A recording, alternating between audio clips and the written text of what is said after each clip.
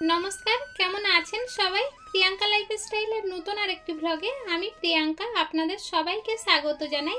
আজকের এখন ওই সকাল 8টার মতো বাজে, আর এখন থেকেই ব্লগটা শুরু করছি।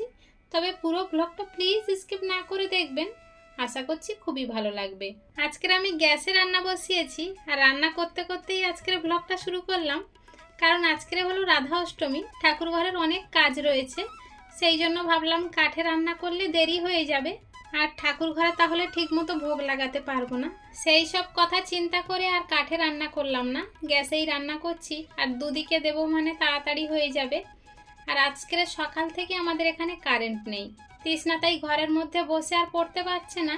তৃষ্ণা একটু হাওয়া পাওয়ার জন্য বারান্দার মুখে বইটা নিয়ে পড়তে বসেছে, কিন্তু গাছের পাতাও পর্যন্ত নড়ছে না। প্রচণ্ড গরম ফেলেছে, আকাশটাও একটু মেঘলা রয়েছে। তৃষ্ণাকে ওদিকে পড়িয়ে রেখে চলে এসেছি আবার রান্নাঘরে। এদিকে আমারও ভাতটা প্রায় হয়ে গিয়েছে, ডালটাও ওদিকে ফুটে গিয়েছে। দাঁড়ান, ভাতটা আগে উপর দিয়ে নিই, নাহলে ভাতটা নরম হয়ে গেলে খেতে ভালো লাগবে না। এদিকে ডালটাও সুন্দর ফুটে গিয়েছে। ডালটা একটু ফুটতে লাগুক, ভাতটা উপর দিয়ে এসে তবে ডালটা নামাবো। আজকের রাধা অষ্টমী, সেই জন্য তৃষ্ণার বাবা বাজার থেকে ফলমূলের বাজার করে নিয়ে চলে এসেছে। আর একটু ফুলও আনতে বলেছিলাম, যেহেতু এখন তো গাছে তেমন ফুল ফুটছে না, আর একটু ঠাকুর ঘরটা না সাজালে দেখতেও ভালো লাগে না। বাড়িতে আলু ছিল না, হয়তো ব্যাগটাতে আলু এনেছে বলে ফলমূলগুলো সব এরকমভাবে হাতে ধরে নিয়ে এসেছে। তবে এখানে মিষ্টি দইও রয়েছে, ফলমূল আছে আর ফুল রয়েছে।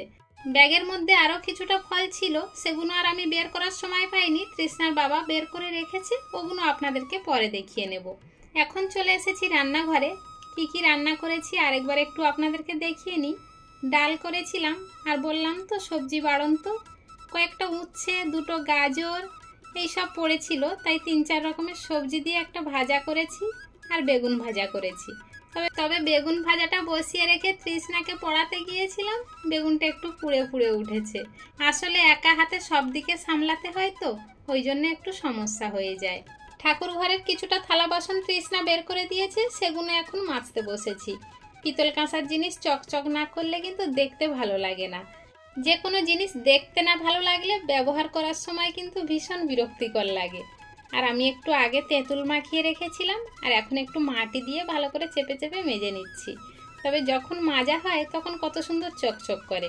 আমি কিন্তু শুকনো কাপড় দিয়ে মুছে রেখে দিই, কিন্তু তাও কিছুক্ষণ পরে লাল লাল মতো হয়ে যায় থালা বাসনগুলো। ঠাকুর ঘরের থালা বাসনগুলো সপ্তাহে একবার আমি তেঁতুল দিয়ে মাজি, আর অন্যান্য দিন মাটি আর সার্ফ দিয়ে মাজি। পিতল কাঁসার জিনিসপত্র মাটি দিয়ে মাজলে আরও বেশি চকচক করে। এখন আমরা পিতল কাঁসার জিনিস মাজতে গেলে তেঁতুল ব্যবহার করি বা টক জাতীয় জিনিস ব্যবহার করি, কিন্তু এটা ব্যবহার করা কিন্তু ঠিক নয়। এই টক জাতীয় জিনিস দিয়ে মাজার কারণে কিন্তু আমাদের পিতল কাঁসার জিনিসগুলো হালকা হয়ে যায়। আগেকার দিনে ঠাকুমা দিদিমারা যেসব পিতল কাঁসার জিনিস ব্যবহার করত, তারা কিন্তু মাটি দিয়েই মেজে ঘষে রেখে দিত।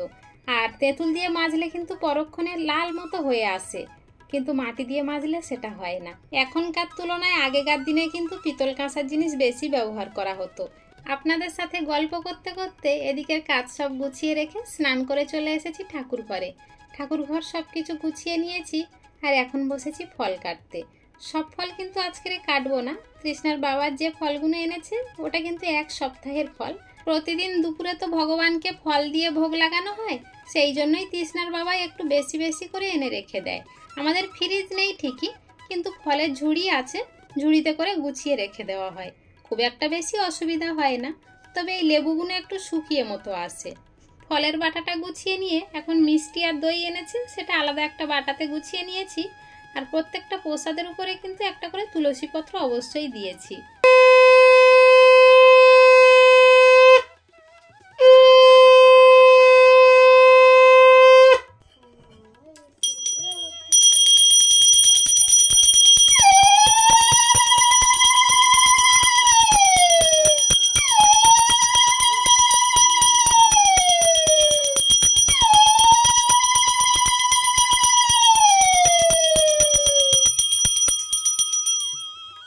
ভগবানের তো ভোগ লাগিয়ে দিলাম, কিন্তু আজকে আমি খুবই দুঃখিত। তার কারণ কৃষ্ণের জন্মাষ্টমী আমি যেভাবে পালন করেছি, রাধার জন্মাষ্টমী আমি সেভাবে পালন করতে পারলাম না।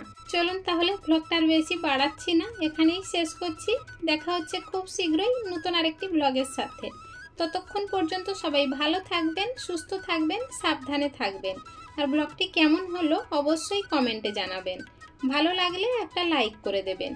সবাই ভালো থাকবেন, সুস্থ থাকবেন, সাবধানে থাকবেন।